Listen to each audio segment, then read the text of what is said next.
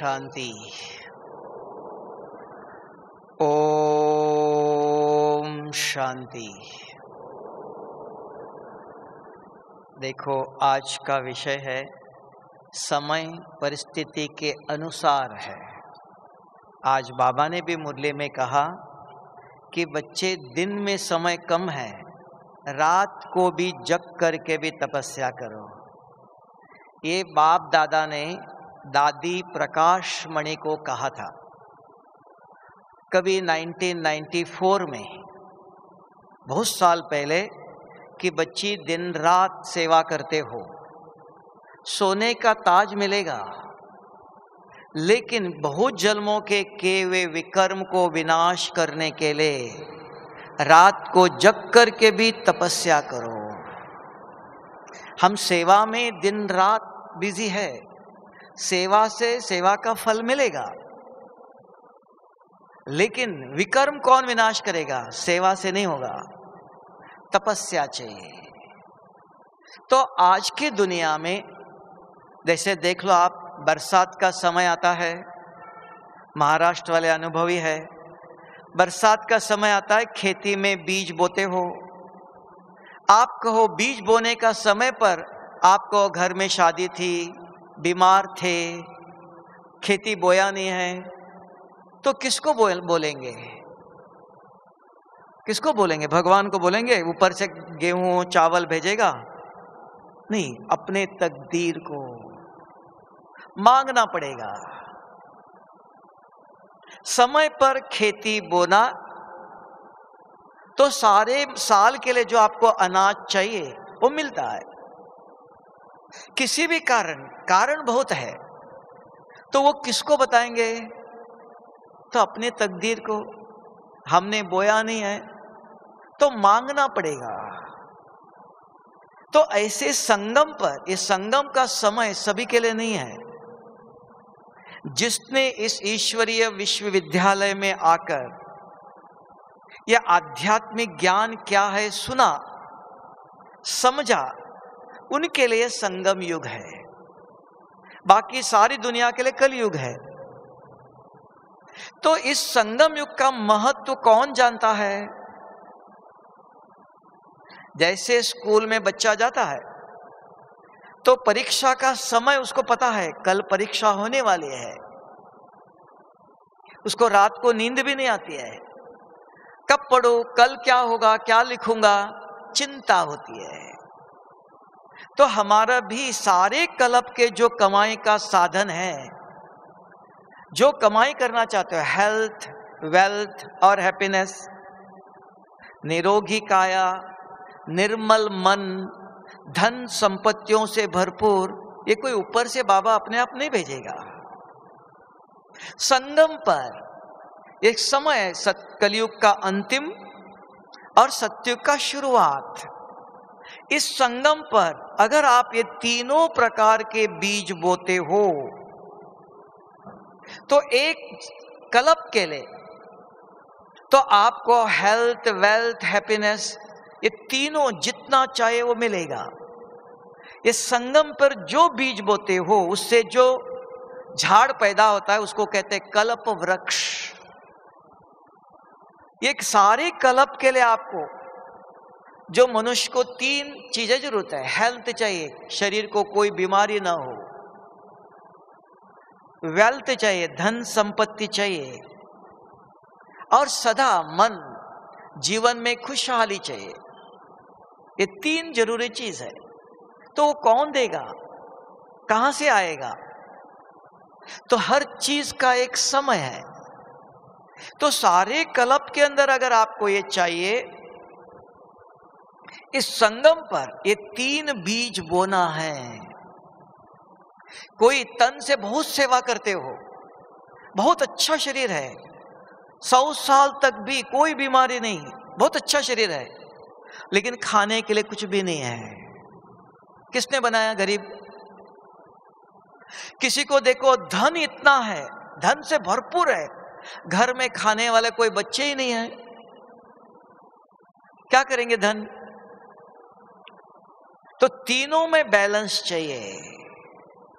आप देखेंगे तन भी बहुत अच्छा है, धन भी बहुत अच्छा है, लेकिन सदा दिमाग में तनाव, नींद नहीं आ रही है, डिप्रेशन है, तनाव है, बीमारी है, दुख है, समस्या है, तो धन होकर के भी क्या फायदा है? तो ये तीनों चीज इस संगम पर भाग्य विधाता कौन है? वो सत्यम शिवम सुंदरम। सत्यम रामम सुंदरम नहीं कहा, सत्यम कृष्णम सुंदरम नहीं कहा। गॉड इज ट्रुथ, भगवान सत्य है, अविनाशी है, वो विनाश नहीं होता कभी, तो सत्य है। तो वो कौन है? शिव है, निराकार है। इसलिए भारत में शिव जयंती मनाते, शिव आता है। क्यों आता है? दुखी आत्माओं को, अपने बच्चों को हेल्थ, वेल्थ, हैप्पीनेस देने के लिए, लेकिन ऊपर से लेके नहीं आता है। इसलिए उनका नाम है भाग्य विधाता। भाग्य बनाने की विधि बताता है। जैसे आपको कहेंगे खेती में बीज बो लो, चलेगा? खेती में बीज बो के आ जाओ, चिड़िया खा के जाएंगी। बीज बोने की विधि है। तो यहां भी तो सारे कल्प में आपको कभी भी गरीब नहीं होना है, कोई बीमारी नहीं होना चाहिए, मन सदा हर्षित रहे, प्रसन्न रहे। तो ये कैसे होगा? तो ये भाग्य विधाता स्वयं आकर सबसे सहज विधि बताता है। कोई कठिनाई नहीं, न संसार छोड़ना है, न कुछ छोड़ना नहीं है। संसार में जैसे रहते वैसे रहो, सब कुछ करते रहो, लेकिन सिर्फ ये 2 काम करो, बस 2 ही काम, तीसरा भी नहीं चाहिए। इतना सहज है। तो एक सवेरे और शाम को 2 टाइम, शरीर को तो 3 टाइम खाना खिलाते हो, कम से कम आत्मा को 2 टाइम स्वच्छ करो। उसका और एक नाम ध्यान, शिव बाबा को याद करो। याद कौन करता है? मन नहीं करता है। कौन करता है याद? बुद्धि। बुद्धि के अंदर याद। अरे इसको 10 दफा बताया, याद ही नहीं रहता है। बुद्धू बोलते हो ना, बुद्धि को याद रहता है। तो आप संसा सवेरे उठकर बुद्धि योग कहा, क्योंकि सारे विश्व के अंदर आज तक बुद्धि का ज्ञान नहीं है, मन का ज्ञान है। मन लगाओ। सारे विश्वविद्यालय में भी जाओ, focus of mind is concentration का, मन लगाओ। इसलिए भारत में ही, भारत में माताएं जब मंदिर में जाते हो, भगवान इस बच्चे को सद्बुद्धि दे दो। बुद्धि हमारे पास नहीं है, भगवान देगा। इसलिए ब्रह्मा कुमारी आश्रम में ईश्वरीय विश्वविद्यालय है ये। स्वयं निराकार सर्वशक्तिवान बच्चों को बुद्धि का ज्ञान देने आया है, तीसरा नेत्र देने आया। देखो गीता अगर आपने सुनी हो, गीता में भी देखो, अर्जुन को 18 अध्याय ज्ञान सुनाया, और भीष्म पितामह ऐसे अस्त्र छोड़ देता है, सब पांडव सेना सबका सत्यानाश हो जाता है। तो भी अर्जुन भीष्म पिता पर बाण नहीं छोड़ता है, उनकी हत्या करना नहीं चाहता है। पिता है, भीष्म पितामह है। तब श्री कृष्ण को समझ में आता है ये मेरा कहना नहीं मानता है। तब कहा है अर्जुन आप मुझे देख नहीं सकते हो, मैं आपको दिव्य दृष्टि देता हूं। तो थोड़ा सोचो, अर्जुन के सामने कौन खड़ा था? आप भी कहते हो, हम भी कहते हैं, भगवान श्री कृष्ण खड़ा था। अर्जुन किसको देख रहा था? कौन खड़ा था उसके सामने? तब कहा आप मुझे देख नहीं सकते हो। तब गीता में कहा श्रीमद् भगवत गीता है, श्री कृष्ण उवाच है। बोलने वाला कौन? श्री कृष्ण। बोलता कौन? भगवान। भगवान की गीता है। भगवान निराकार। अर्जुन श्री कृष्ण को देख रहा था, लेकिन निराकार भगवान को देख नहीं सकता था। तब कहा, आप मुझे देख नहीं सकते हो, मैं अपना रूप दिखाता हूं, दिव्य दृष्टि देता हूं। आज भी दुनिया वालों को बुद्धि का ज्ञान नहीं है, इसलिए हम और आप कहते हो ज्ञान सुनते, मुरली सुनते हो, किसी को दान करते हो? नहीं करते। सवेरे मुरली सुनी, किसी ने किसी को सुनाया? नहीं, सुन के रख दिया, सुन करके भूल भी गए। तो वो सत्संग नहीं है ये, सुनो और भूलो। तो यहां लिखेंगे, पढ़ेंगे, बनेंगे राजा। लिखेंगे भी, पढ़ेंगे भी, दोनों चाहे, सिर्फ सुनेंगे तो नहीं, क्योंकि बुद्धि किसी की इतनी स्वच्छ नहीं है जो बुद्धि में जो सुना वो याद रहे। क्यों पूछेंगे आप? ये सारे शरीर को कौन चलाता है? जब आप रात को आंखें बंद करके सोए हो तो रात को टीवी देखते हो? महाराष्ट्र वाले टीवी देखते हैं? नहीं देखते? देखते हो? रात को टीवी कौन कौन देखते हैं? सब देखते हैं। आंखें बंद करके देखते हो, खोल के नहीं। आंखें बंद करके टीवी देखते हो? हाँ, हर एक देखता है। स्वप्न, स्वप्न कब आते हैं? जब ये आंखें बंद करके सोते हो तो स्वप्न आता है ना। कहां से आता है? ऊपर से तो नहीं आता है। कहां से आता है? अंदर जो भरा हुआ वो दिखाई देता है, वो बुद्धि नेत्र देखता है। ये आंखें बंद होने के बाद अंदर के आंख देखता है। तब आया दुनिया में भी जो ज्ञान, शरीर को कौन चलाता? आंखें बंद करके सोते हो, मच्छर काटता है, तुरंत ऐसे करते हो, कौन करता हो? सोए हो आप। नींद में भी बुद्धि शरीर को संभालती है। तो ये बुद्धि के अंदर आज जो मुरली सुनी, ज्ञान, वो बुद्धि के अंदर गया। आज बाबा ने बहुत अच्छी बात बताया। क्या बताया? बच्चे, बहुत जन्मों का कर्मों का बोझ है, धर्मराज में सजा भोगनी पड़ेंगी। तो बाप के साथ इज्जत से जाना चाहते हो तो क्या करो? बाबा के याद से विकर्म विनाश करो, स्वच्छ करो। कहा ना? तो ये किसको याद है? सुना सबने, लिख भी रखा। अगर आपके बुद्धि में है तो आप अपने आप को बार बार पढ़ाते हो। आज बाबा ने क्या कहा? आज बाबा ने क्या कहा? तपस्या करो कहा, विकर्म विनाश करना है, बहुत बुरे स्वप्न आते हैं, ये मिटाना है, नहीं तो सजा भोगनी पड़ेंगी, बाबा के साथ जा नहीं सकेंगे। ये अंदर बार बार दिल, माना ये दिल नहीं, बुद्धि खाती है, बुद्धि महसूस कराती है। तब कहते हैं दिल खाता। ये दिल खाता नहीं है, ये कौन चलाता है? दिल और दिमाग। दिमाग माना मन, मन बहुत चलाते हो। दिल, बुद्धि।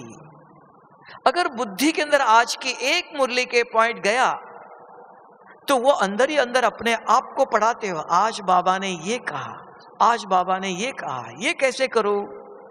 कोई मिला, बात करेंगे। जो दिल की बात अंदर रहती नहीं है, जरूर आप दान करेंगे। आज बाबा ने बहुत अच्छी बात बताया कि कैसे योग करे, कब करे। योग में सवेरे उठ ही नहीं सकते, नींद आ जाती है। शाम को योग में बैठो तो फिर व्यर्थ विचार आते हैं, माया आती है। क्या करो? तो ढूंढेंगे, एक दूसरों को पूछेंगे। जिसको प्यास लगती है तो देखता है पानी कहां मिलता है। अरे सहन कर लो ना, 1 घंटा चलेगा। नहीं, पानी कहां मिलेगा? पानी चाहिए। जैसे आपने देखा कोरोना के समय पर सारे भारत विश्व के अंदर कितने झाड़ पौधे हैं, ऑक्सीजन की कमी नहीं है, लेकिन मनुष्य को ऑक्सीजन जब चाहिए तब नहीं मिला। एक ऑक्सीजन के लिए, प्राणवायु के लिए कितने तड़पे। तो ऐसे यहां भी अगर बुद्धि के अंदर ज्ञान गया, मन चंचल है, इच्छा, वस्तु, व्यक्ति, कोई आइसक्रीम खा रहा है, आपके अंदर इच्छा होंगी, मुझे भी आइसक्रीम खाना चाहिए, खाते थे पहले। अभी बुद्धि के अंदर ज्ञान आया कि बाबा ने कहा बाहर की चीज खाना नहीं। समझ में आया बुद्धि में। जब आइसक्रीम देखते ही विचार आता है आइसक्रीम खा लो, कोई देखता है कोई नहीं है, तुरंत बुद्धि कहेंगे नहीं बाबा देखता है ऊपर से। बाबा ने कहा था ये बुद्धि अपने आप को पढ़ाती है। इसलिए कहा इस ईश्वरीय विश्वविद्यालय के अंदर ज्ञान के द्वारा स्वयं को परिवर्तन करो। लेकिन कौन करेगा परिवर्तन? आप कहते आइसक्रीम तो खाना चाहिए, ये भी खाता है वो भी खाता है, लेकिन जिसके बुद्धि में ज्ञान गया है, समझ आया है कि भगवान ने कहा है, हमारा बाप कहता है मुझे उनके साथ सत्युग में जाना है, तो इसलिए उसने कहा कि किसी का बाहर का नहीं खाओ, वो खाता है खाने दो, मुझे नहीं खाना है। तो बुद्धि के अंदर अगर ये ज्ञान गया है उसको कहते हैं दृढ़ संकल्प। समझ में आया बुद्धि अपने आप को पढ़ाती है। इसलिए दुनिया में लोग कहते हैं दूसरों को पढ़ाना सबसे सहज काम है और सबसे कठिन काम है स्वयं को पढ़ाना। तो इस ईश्वरीय विश्वविद्यालय में ज्ञान किसके लिए और किसी के लिए? योग किसके लिए कर रहे हो? सवेरे उठ करके योग करो, शाम को योग करो, किसके लिए? नहीं करो, नहीं उठो, सो जाओ आराम से। अंत में पश्चाताप होगा। जब दर्द जैसे ऑक्सीजन के लिए कैसे तड़पे, आपने देखा एक एक का सीन, तो ऐसे तड़पना पड़ेगा। उस समय कोई कुछ नहीं कर सकता। केवे पाप चाहे लाख करो चतुराई, ये लेप मिटे ना रे भाई। आप में से कहेंगे भाई जी हमारे अंदर तो कोई पाप ही नहीं है, दिखाओ। अगर आप डॉक्टर को कहो हमको कोई शुगर नहीं, मैं बहुत अच्छा हूं, तो डॉक्टर तुरंत एक्सरे निकाल के दिखाता है आपको शुगर कितना है, बीपी कितना है। तो यहां भी मुखड़ा देख लो। कैसे देखेंगे? जब रात को आंखें बंद करके सोते हो, स्वप्न कहां से आ रहे हैं? उसके अंदर 4 प्रकार के स्वप्न हैं। उसके अंदर 2 प्रकार के स्वप्न आत्मा को पतित बनाता है। काम और क्रोध के स्वप्न अगर आते हैं तो उसको पाप आत्मा कहा जाएगा। अगर आप में से कोई कहो आज से 1 महीने के अंदर एक दिन भी काम और क्रोध के स्वप्न नहीं आया, कम से कम 1 महीना, ज्यादा से ज्यादा 6 महीने तक, वो कह सकते हैं मैं फरिश्ता हूं, मैं कर्मातीत हूं, मैं पुण्य आत्मा हूं। अंदर काम और क्रोध नहीं है तो हल्का है, फरिश्ता है। कर्मातीत है, विकर्म नहीं है, पाप नहीं है, पुण्य आत्मा है। जहां बुद्धि क्यों, कैसे अपने आप नहीं हुआ कि रोज ब्रह्मा कुमारी इसके अंदर ईश्वरीय विश्वविद्यालय में रोज बाबा सुनाता है, आज भी सुनाया, अपने को आत्मा समझ मुझे याद करो। तो मेरे क्यों आत्मा के अंदर पाप है, शरीर के अंदर नहीं, आत्मा के अंदर है। आत्मा को पावन बनाने के लिए सुप्रीम सर्जन परम आत्मा वो आया है। शरीर की बीमारी ठीक करने के लिए नहीं, वो डॉक्टर करेगा। आत्मा की बीमारी मिटाने के लिए, इसलिए कहा वो पतित आत्मा को पावन करता है।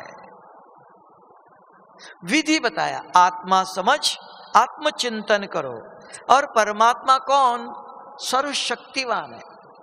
उसको सवेरे 5-10 मिनट, आधा घंटा, अगर सर्वशक्तिवान से बुद्धि योग, जैसे ज्ञान सुना भी, अगर जब बैठते हो योग करने सवेरे तो पूछते हो आज सवेरे क्या कहा था, कैसे योग करना चाहिए, तुरंत बुद्धि कहेंगे हाँ कल कहा था।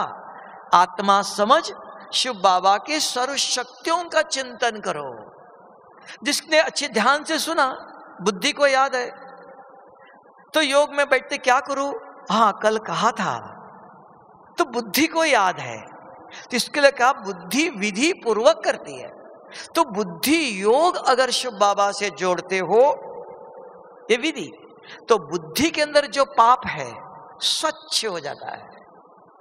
अगर जिसके अंदर बुद्धि स्वच्छ हुई, मन कितना चंचल हो, कितने बुरे संस्कार हो, संस्कार को समझाता है, नहीं ये नहीं खाना है, ये नहीं करना है। मन चंचल है, मन को समझाता है ये नहीं करना, ऐसा नहीं सोचना, ऐसा नहीं देखना। कौन करता है? बुद्धि। तो मैं कौन? बुद्धि। बुद्धि कहती है मेरा मन, मेरे ऐसे संस्कार। मैं कौन? जिसका ज्ञान दुनिया में नहीं था। तो ये शिव बाबा ने आके इस ईश्वरीय विश्वविद्यालय में जब आए हो, तब ये ज्ञान मिला, समझ मिली। तब कहते हैं भगवान सद्बुद्धि देता है।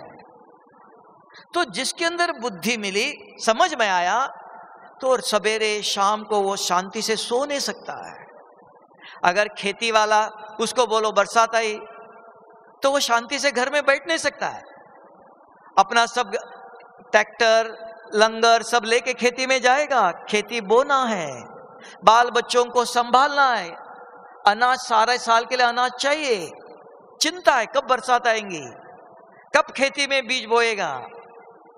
तो जो बच्चों को भी बुद्धि के अंदर ज्ञान मिला, उनको भी चिंता है सवेरे कब होगा, कब शिव बाबा से मिलके मैं सर्वशक्ति भरूं,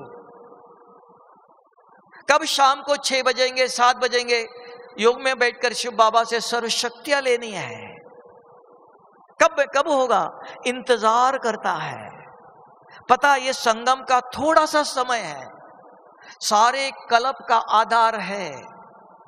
अगर किसी कारण, तब बाबा ने आज का, अभी बच्चों को कभी भी छुट्टी नहीं मिलती है, दुनिया में बहुत बड़ी छुट्टी है, लेकिन यहां बच्चों को एक एक सेकंड का वैल्यू है।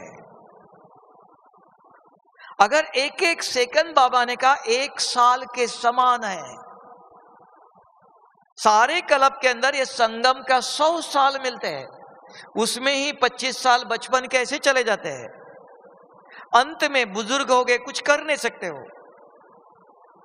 तो थोड़े से 15-20 साल मिलते हैं। उस 15-20 साल के अंदर ही सारे कल्प के लिए जो कमाई चाहते हो, वो कमाई जमा करने का समय है। ये वैल्यू जानना चाहिए, समय का वैल्यू जानो। तो इस समय फिर आप पूछेंगे 2 ही काम का, एक सवेरे और शाम को, कम से कम 15 मिनट, ज्यादा से ज्यादा आधा घंटा। सबको किसी ने आपको कहा 1 करोड़ रुपए देता ले लो, नहीं चाहिए, वो खाया पिया खत्म हो जाएगा। यहां एक दिन अगर आपने योग नहीं किया, 1 जन्म खाली जाएगा, 1 जन्म के लिए मांगना पड़ेगा। अगर इस सीजन में बरसात में आपने खेती में बीज नहीं बोया, तो कहां से आएगा? ऊपर से गेहूं आएगा, चावल आएगा, मांगना पड़ेगा ना। गरीब क्यों बने? किसने बनाया? हमने। तब कहा भाग्य आपके हाथ में है। चाहे सारे कल्प 84 जन्म के लिए आप अपने आप को हेल्दी वेल्दी बना सकते हो, चाहे 10-20 जन्म के लिए बना सकते हो, कोई किसी को कुछ नहीं करता। इस ब्रह्मांड के अंदर सबको स्वतंत्रता है, जो करेंगे वो पाएंगे। बिना खेती में बीज बोए हुए आप कहो कुछ उगेगा, ऐसा है? बिना बोए हुए कुछ उगेगा नहीं, भगवान उगाएगा, बोला ना है, करेगा नहीं। भगवान भी अपनी ताकत बताता है, मैं क्या कर सकता हूं, मैं कौन हूं, सर्वशक्तिवान का कौन सी शक्ति है। तब कहा संगम को अच्छी तरह से जानो और तीव्र पुरुषार्थ में भी क्या करना चाहिए? कितना दौड़ सकते हो आप? संसार को छोड़ के किधर जा नहीं सकते हो। इस कलयुग दुनिया में 2 रोटी कमाने के लिए भी 8 घंटा चाहिए। पहले ऐसे नहीं था, 2-4 घंटा भी कम करो चलता था। तो समय परिस्थिति के अनुसार सिर्फ रोज 15 मिनट या आधा घंटा। अभी जानते हो आप, अभी कोरोना के समय पर आपने देखा, घर से बाहर नहीं जा सकते थे, कुछ नहीं मिल रहा था। अभी थोड़े समय के अंदर ऐसे समय आ रहा है, सारा विश्व आणविक युद्ध करने जा रहा है, किस समय बम कहां गिरेगा पता नहीं चलेगा। दुनिया की परिस्थिति देख लो, और जो करना था वो आज करो, कल पता नहीं। ऐसी परिस्थिति के अंदर कहते हैं शक्तिशाली योग करो, पावरफुल योग करो, ज्ञान दान करो, दो ही काम करने के लिए कहा। तो शक्तिशाली योग अपने आप नहीं होता है। जैसे साइंस ने हमको सिखाया, आपको सबको दिया मोबाइल, इतना छोटा सा मशीन है, उसके अंदर 10 नंबर डालो, 1 सेकंड के अंदर आपका आवाज यहां से अमेरिका चला जाता है। कैसे गया वो? जादू किया, चमत्कार किया, कैसे आवाज गया?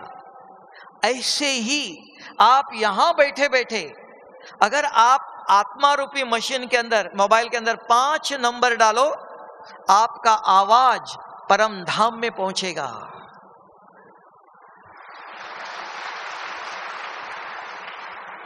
तो ये कोई चमत्कार नहीं, ये विधि है। सिर्फ 5 नंबर, वहां दुनिया में ज्यादा मेहनत करना पड़ता, डबल 10 नंबर चाहिए, यहां 5 ही नंबर बस। 5 नंबर अपने अंदर डालो, उसको कहा आत्मा समझ, मुझे याद करो। तो कैसे आत्मा समझो? नंबर डालना चाहिए। अगर वहां मोबाइल में भी ऊपर नीचे करो नंबर तो आवाज जाएगा।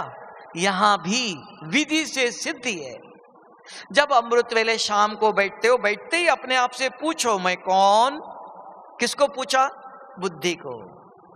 जो ज्ञान सुना है, तो ज्ञान का उपयोग, प्रयोग, योग है। यहां सिर्फ गीत सुनते बैठना, आराम से बैठे रहना, नींद आएंगी, तो ये योग इधर नहीं है। तो ब्रह्मा कुमार इसके अंदर योग, राजयोग कहा। इस ईश्वरीय विश्वविद्यालय में एक ही राजयोग है जिससे विकर्म विनाश कर सकते हो। आप पूछेंगे विकर्म, स्वप्न बताता है, तो विधि कौन सी? दवाई लेने की विधि है। बैठते ही पूछो मैं कौन। बुद्धि सत्य बोलती है, वो झूठ नहीं बोलती है। मैं कौन? मैं पाप आत्मा हूं, पुण्य आत्मा हूं, कौन सी आत्मा हूं? तुरंत बुद्धि बताएंगे। मैं सर्वशक्तिवान शुभ बाबा का बच्चा हूं। सिर्फ बाबा का नहीं, बाबा का कहेंगे रामदेव बाबा भी है, बहुत बाबा है। किस बाबा के बच्चे हो?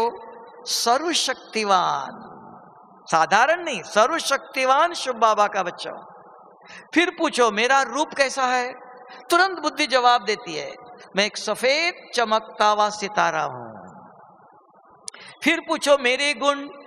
हाँ, मैं पवित्र था सतयुग में, अभी नहीं, अब मुझे बनना है।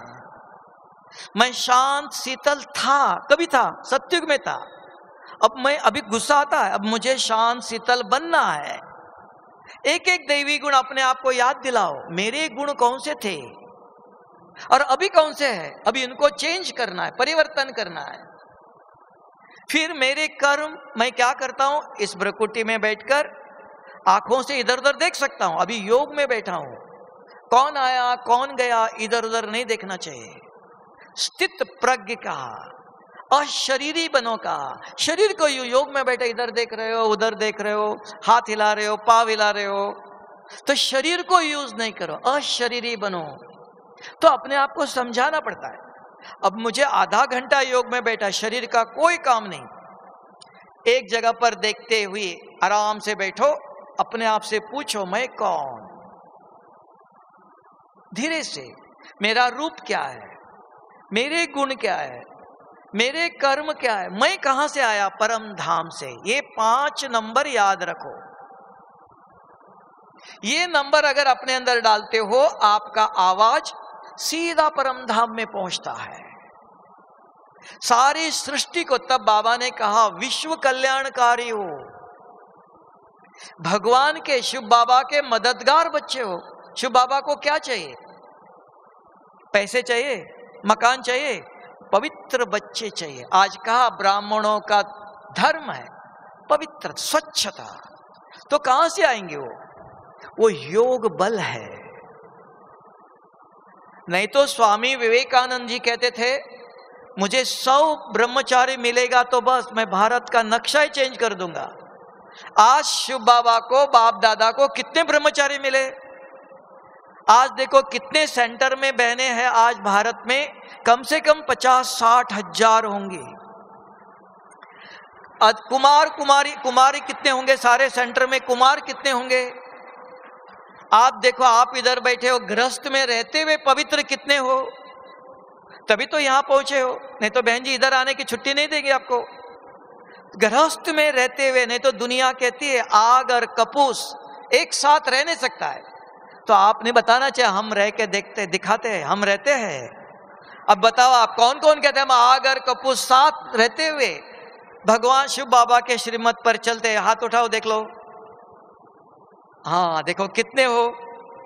हाँ, दुनिया को देखना पड़ेगा। भारत माता की जय कहा, भारत के अंदर गृहस्थ धर्म था, तो गृहस्थ में रहते हुए भी पवित्र हो। समझ में आया ये किसकी ताकत है? ये वो योग बल है। सवेरे और शाम को जो तपस्या करते हैं, इस विधि से आत्मा समझ के शिव बाबा को याद करते हो, तो वो शक्ति देने आया है, दर्शन देने नहीं आया, सिर्फ ज्ञान सुनाने नहीं आया, शक्ति देता है। उसके बल से आज गृहस्थ में रहते हुए भी इतनी परिस्थितियां है, इतनी समस्या है, तो भी पवित्र इधर पहुंचे हो। प्रूफ है। बड़े बड़े साधु सन्यासी शंकराचार्य पूछते हैं, हमने देखा पुरी के जगन्नाथपुरी में शंकराचार्य पहले मिलता ही नहीं था। बहनें अगर जाती थी राखी बांध भी नहीं सकता, खुर्ची को बांधो, फिर तो भी बहनें हर साल जाती थी। फिर कहा, एक दिन बिठाया कि आप लोग पवित्र कैसे रहते हो, हम तो 2-4 लोगों को भी रख नहीं सकते हैं। तो आपके मैं गया था खास, तो कहा आपके माउंट आबू में मुझे आना है कि आप लोग कैसे इतने गृहस्थ में साहब बहनें भाई सब मिलके पवित्र कैसे रहते हो, देखना है। तो मनुष्य देखना चाहता है, पहले सुनना चाहता था। इसलिए इंग्लिश में कहते हैं सत्य क्या है? You must see and you must listen at the same time. एक साथ देखना और सुनना।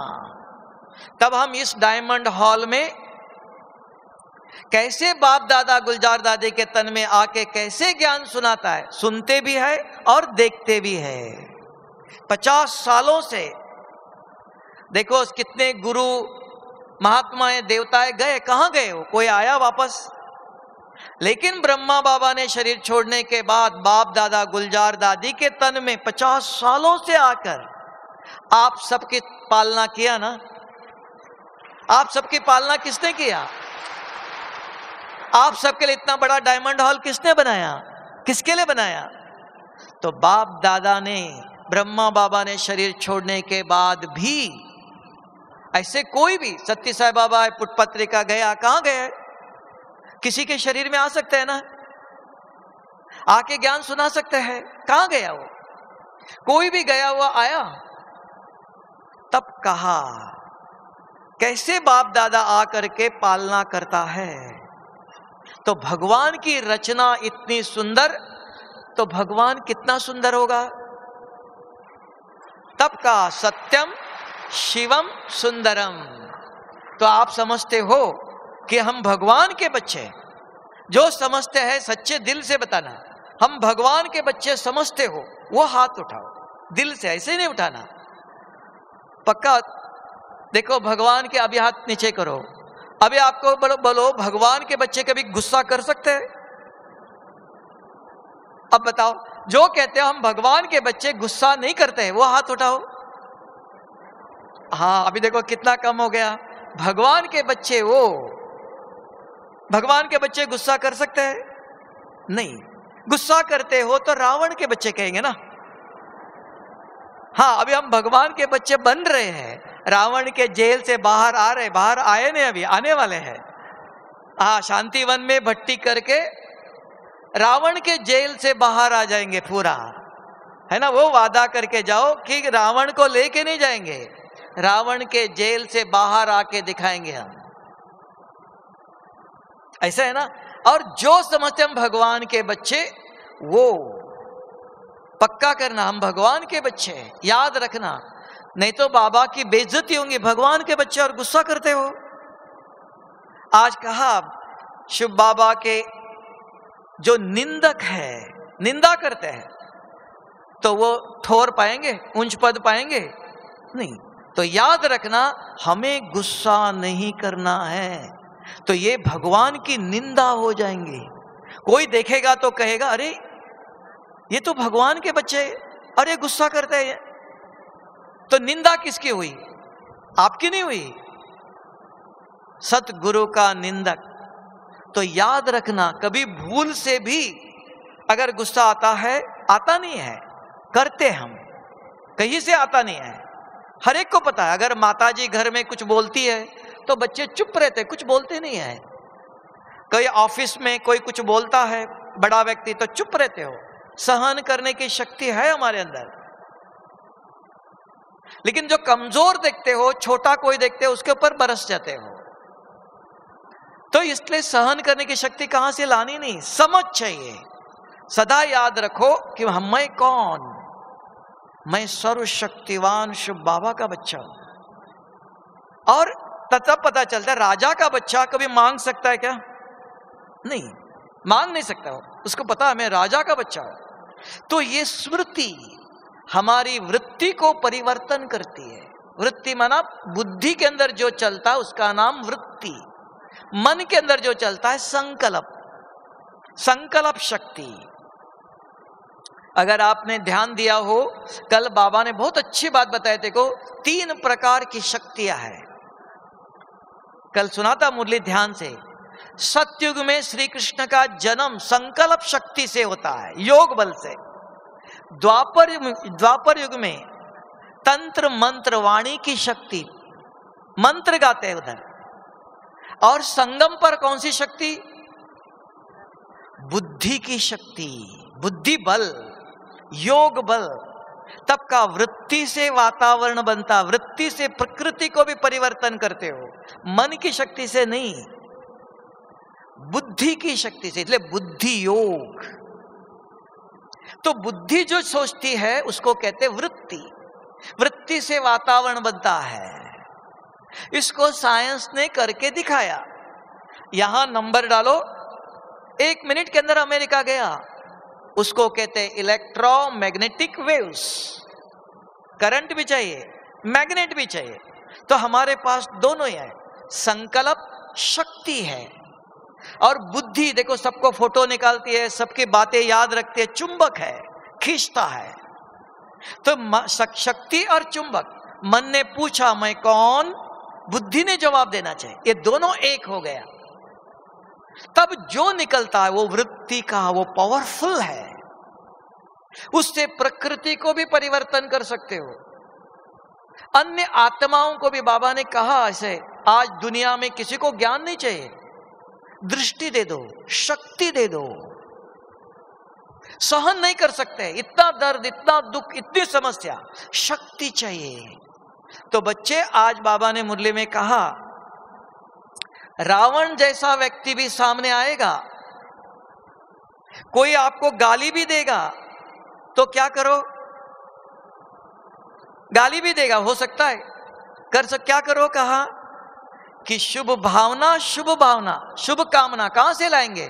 मार्केट में मिलता है शुभ भावना, शुभ कामना कहां से लाएंगे? कौन बताएगा? आज मुरली में कहा बाबा ने, अपने प्राप्त किए हुए खजानों से, बाबा से नहीं, बाबा आप दे दो, आप पाप करो और बाबा देवे। कहता अपने प्राप्त किए हुए खजानों से शुभ भावना और शुभ कामना दे दो। तो ये रूहानी सेवा है, सिर्फ ज्ञान सुनाना सेवा नहीं। हाँ, सामने कोई इंसल्ट करता है, गुस्सा करता है, गलत शब्द बोलता है, घर में पति बच्चे सुनते नहीं है ना? तो आप कहेंगे बच्चे आपके नहीं, ये भगवान के बच्चे हैं। पति आपका कहां तक है? नहीं, ये शिव बाबा का बच्चा है।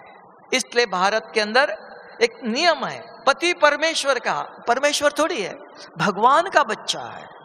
मेरा पति कहते हो, मेरा घर कहते हो, मेरा बच्चे कहते हो, वहां दुख समस्या है। सिर्फ मेरा नहीं, बाबा आपके बच्चे हैं, शिव बाबा के बच्चे हैं। ये बाबा का घर है। गृहस्थ में आश्रम, कुछ नहीं करना, कुछ छोड़ना नहीं। लेकिन कोई पूछेंगे ये किसका बच्चा है? हाँ मेरा बेटा है। ये कौन है? ये मेरा पति है। परिचय देने के लिए जरूर दे दो, लेकिन बुद्धि के अंदर ये याद रखो मेरा यहाँ कुछ नहीं है। हम खाली हाथ आए थे, लेकिन खाली हाथ नहीं जाएंगे, सर्व शक्तियां भर के जाएंगे। दुनिया कहती है खाली हाथ आए थे खाली हाथ जाएंगे। हम खाली हाथ जाएंगे नहीं। कैसे हाथ भर के जाएंगे? ज्ञान और योग की शक्ति। रोज एक मुरली के पॉइंट ले लो, बस एक ही, दो भी नहीं चाहिए। रोज मुरली सुनो और एक शब्द सुनी हुई आपको नहीं, हमें भी याद नहीं रहता है, लिखकर एक शब्द जेब में रखना। भाई जेब में रखो, माताएं अपने साथ घर में किचन में रहते हो टेबल पर रखो। जब खाना खाते हो बाबा के याद में खाना खाओ। क्या याद करेंगे? कुछ याद ही नहीं, जेब में है। आज बाबा ने ये कहा था, बाबा को ये बाबा की याद करो, खाना खाओ। सवेरे, दिन में, शाम को कम से कम 3 दफा अपने आप को पढ़ाओ।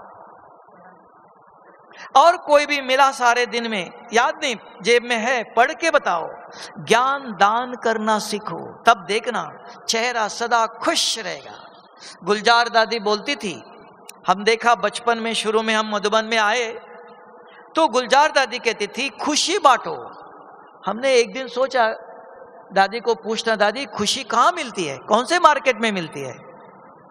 आप देते हो, आपके पास खुशी है? पूछने वाला था। तो एक दिन सोचा मैंने बैठ के, खुशी बांटो। तब समझ में आया कि रोज का एक मुरली के पॉइंट याद रखो, अपने आप को पढ़ाओ, औरों को दान करो। जो भी मिला सवेरे से शाम तक 2-4 लोगों को मुरली के पॉइंट सुनाओ। आप देखना उसका चेहरा खिलता है।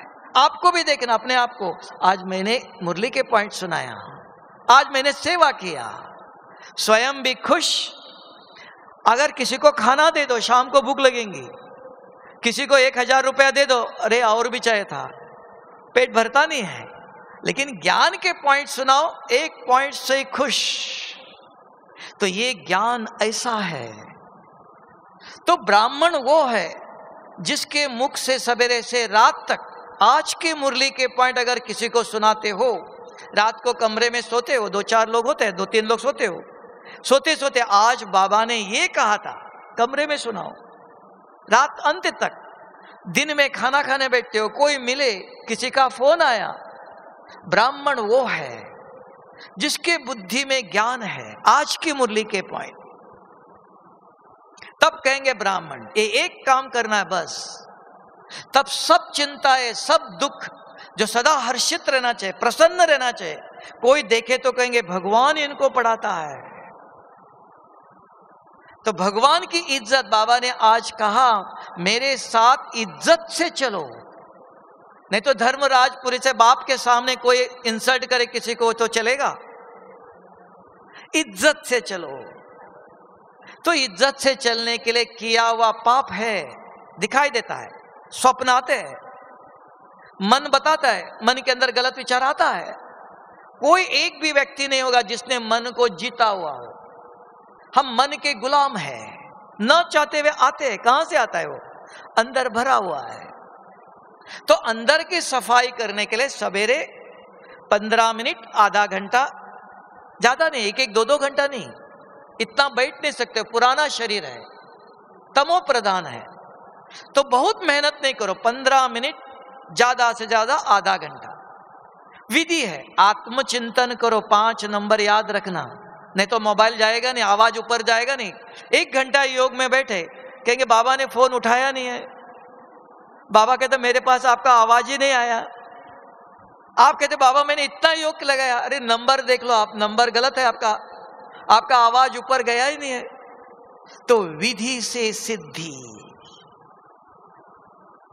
अगर ये 2 काम करते हो बस, ज्यादा नहीं चाहिए। बहुत कुछ करने जाओ इस कलयुग दुनिया में नहीं होता है, तो फिर टेंशन आता है, ये करना, ये चार्ट लिखना, ये करना, बहुत कुछ करना है, नहीं हो सकता। बाबा की श्रीमत भी बहुत कुछ है। एक साधे तो सब साधे। तो अभी 5 मिनट है अब आपके पास, तो नंबर भूल जाएगा ना, नंबर अपने आप को घोटो तो नशा चढ़ेगा। तो 5 मिनट बैठ के अपने आप से 5 प्रश्न पक्का रिकॉर्ड कर लो, नहीं तो कहेंगे गलत हो जाएगा।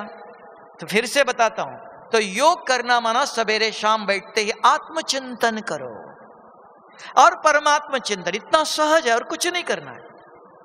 तब का सहज अपने आप से बात करो, शिव बाबा से बात करो। तो कैसे बात करो? अपने आप से पूछो, मैं कौन, मेरा रूप, मेरे गुण, मेरे कर्म, मैं कहां से आया। तो इधर उधर के कोई विचार नहीं आएंगे, क्योंकि मन और बुद्धि को ज्ञान से चला रहे हो आप। अगर नहीं है तो इधर बैठे बैठे जरूर नींद आएंगी, ठंडी हवा लगी नींद आएगी, आपको पता ही नहीं चलेगा कब आंखें बंद हुआ।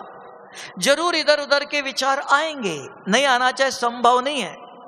अभी कोई माता इधर अगर बैठे हो, उस माता को जरूर याद आएगा 12 बज गए, बजने में गए, बच्चे ने खाना खाया कि नहीं है, आना चाहिए, गलत नहीं है। माँ को अपने बच्चे याद आना क्या बोलो, धर्म है उसका, माँ का धर्म है। अगर अपने को माँ समझते हो तब कहा आत्मा समझो, तो बच्चे और कोई भी याद नहीं आएगा। तो विधि है, आत्मा समझ मुझे याद करो। कर सकते हो कि किसी को नींद करना है, आंखें बंद करना है, आंखें बंद भी नहीं करो और एक जगह देखते, इधर उधर हिलो भी नहीं, आराम से 5 मिनट है, ठीक है, 5 मिनट योग करेंगे, उसके बाद गीत बजेगा और सफेद लाइट में, नहीं तो नींद क्या हो तो दिखाई देता है, कौन कौन ऐसे करता है। टीवी में तो दिखाई देगा, वो बाद में दिखाई देगा, अरे आप माताजी भाई जी आप मधुबन गए थे, देखा आपने टीवी में नींद कर रहे थे आप, दिखाई देता, सब लोग देखते हैं, सारा विश्व देख रहा है। इसलिए आंखें खोल के 5 मिनट अच्छी तरह से योग करो। ओम शांति।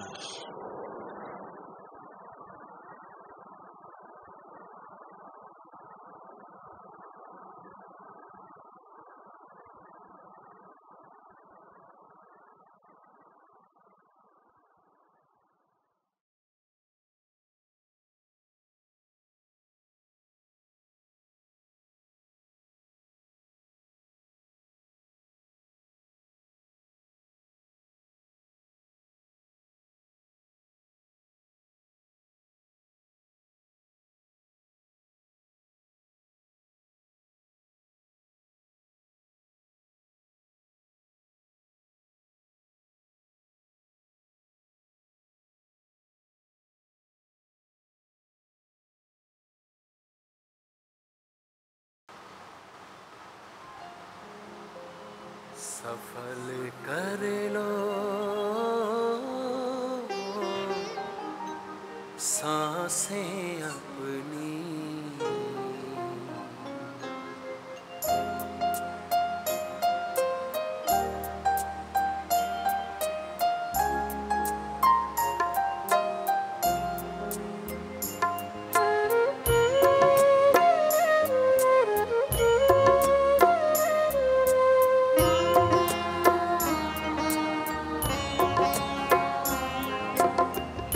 सफल कर लो सांसें अपनी, परम पिता को याद कर। सफल कर लो सांसें अपनी, परम पिता को याद कर। व्यर्थ न जाए जीवन अपना, व्यर्थ न जाए जीवन अपना, पल पल को आबाद कर।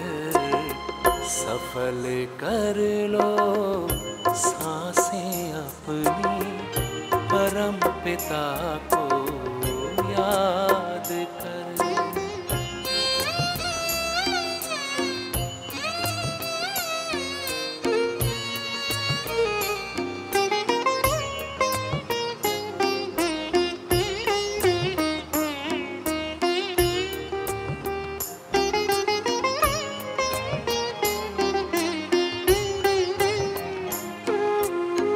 आए कहाँ से क्यों है आए, सोचो क्या ले जाना है।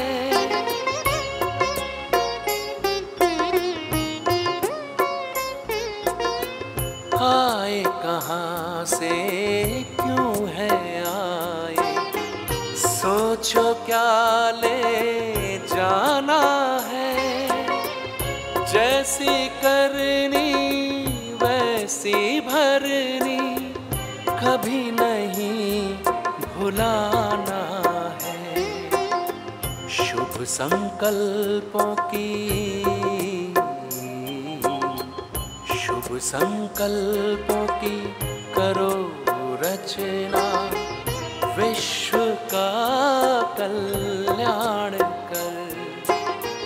व्यर्थ न जाए जीवन अपना, पल पल को आबाद कर। सफल कर लो